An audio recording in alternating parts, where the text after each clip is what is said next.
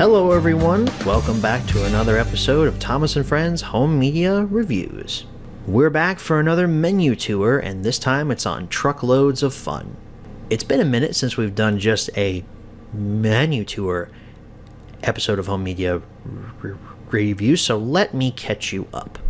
Back when I first covered the group of UK DVDs that was sent to me by my good friend Sean, I didn't have a way to play the discs over here in the US. These discs are region 2, US is region 1, they don't play well together. However, I figured out a way. I changed the region settings on one of my external Blu-ray drives. Now that one is just a region 2 drive, so I'm filling in the blanks of my menu tours here. So here we are for Truckloads of Fun. You wouldn't know that though by looking at this menu, because we just have a classic early 2000s Thomas & Friends logo there. And then if I hit play on the menu here, because it'll go to the actual release if I don't. We've got Watch Thomas up there in green, or green border, excuse me. We have Pick a Story underneath it. There's games down below there, and a sing-along song. I'll go ahead and spoil what the sing-along song is. Its accidents will happen. It doesn't have its own menu. It just takes you right into the song. So if we go to Pick a Story here, we are instantly transported there because VLC is great. If you haven't started using VLC to not only play your disc media back on your PCs, just watching videos in general, VLC is awesome. You can throw literally any file format at this and it plays it perfectly. So we have Thomas and the Trucks, Troublesome Trucks, we have Tenors and Turntables, Trouble in the Shed, Off the Rails, Thomas Percy and the Coal, Mavis, Heroes, Four Little Engines, and finally Make Someone Happy. Kind of an eclectic mix of episodes here. Now normally I'd say let's take a look at the video quality, but two reasons why we're not going to do that here. I know I just talked about how great that VLC is, but for some reason VLC and Camtasia 8 don't mix. They don't like each other. I did tests for this earlier today, and whenever I would go into an episode, Camtasia will flip out and not record the rest of the video. I don't know why it does that. My guess is because it's in VLC. It never did this when I used the Windows DVD player app, but last time I showed footage, I got copyright claimed and had to fight that tooth and nail to get the money that I was owed because I only played 15 seconds of footage and I talked over it the entire time. Thanks, Mattel. You're so great when it comes to copyright. So I'll just tell you that the footage looks pretty good, especially when it comes to Four Little Engines. For an episode that never got released over here in the United States, it was only available on VHS, it looks about as good as it can. Now we can move along to everyone's favorite part of the release, the Games tab. So the games are interesting. They don't have any dialogue telling you what to do. You just kind of have to figure that out yourself. So for how many suitcases, we have to count how many suitcases there are. So 1, 2, 3, 4, 5. Boom. Watch. I'm right. Yay. However, there's no narrator telling you that. There's no Sir Topham Hatt voiceover saying, count how many suitcases you can find on screen. Hit the answers button when you think you found them all. It's literally just, here's an image. Count suitcases.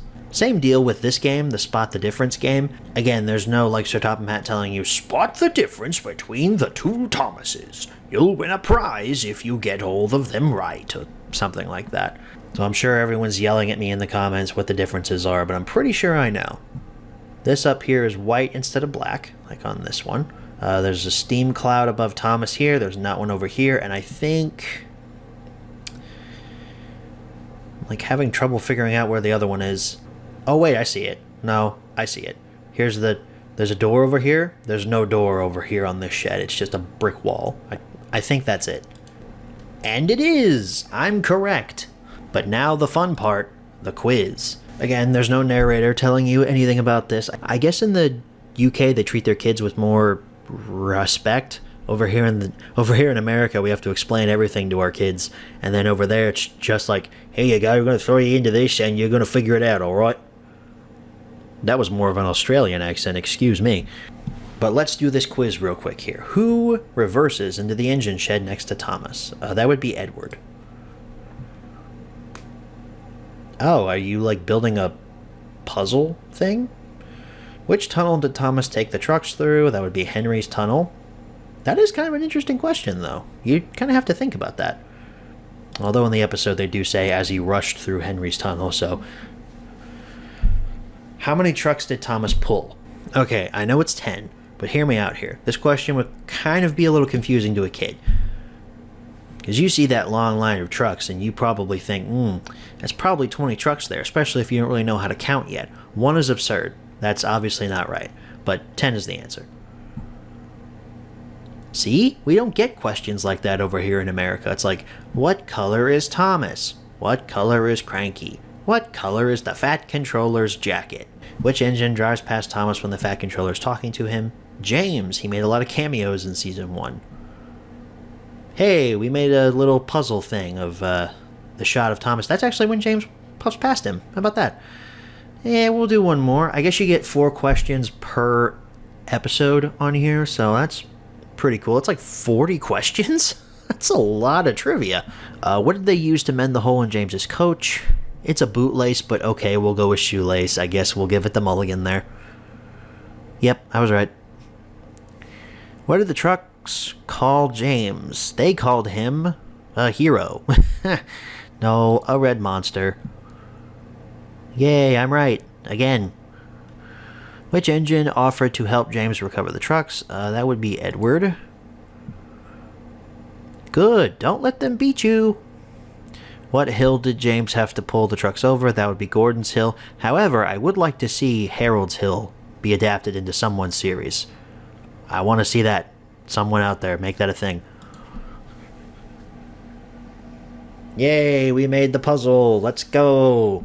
And then it goes on. We're at tenders and turntables now. I'm not going to subject you all to more mind-numbing trivia. I will, however, subject you to the end of this video. Thank you all so very much for watching. I will, however, subject you to the end of this video. Was truckloads of fun? Truckloads of fun? No, the menu was incredibly basic. But hey, the quiz part, that was pretty cool, right? Definitely can't say the Comic Sans font is the best thing about it. I want to thank you guys so very much for watching, and I will catch you all in the next video. Good night, everybody.